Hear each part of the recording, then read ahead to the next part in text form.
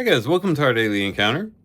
Today we read about Joseph of Arimathea taking or asking for the body of Jesus and actually taking the body of Jesus and burying him in his own tomb. And we're told that he took courage and asked for the body from Pilate.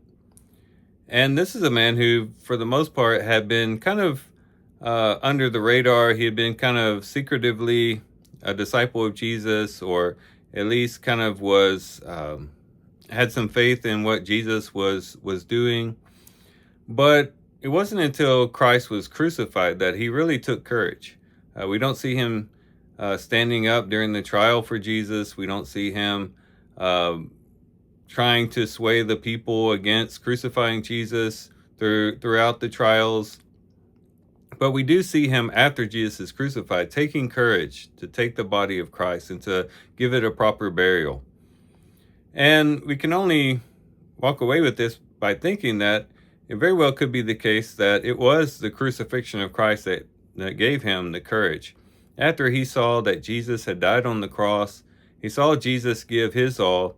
Now Joseph of Arimathea is willing to give his all to honor Christ in his death.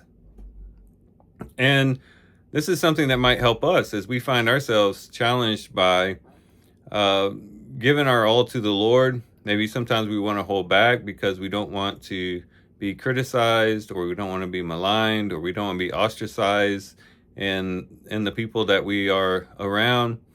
And we might want to try to hide our faith.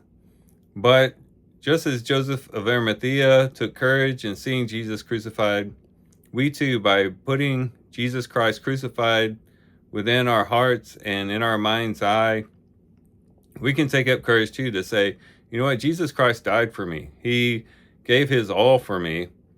Can I not do the same for him? For my sake, he was spat upon. For my sake, he was beaten. For my sake, he was mocked. For my sake, he was crucified. And for my sake, he died.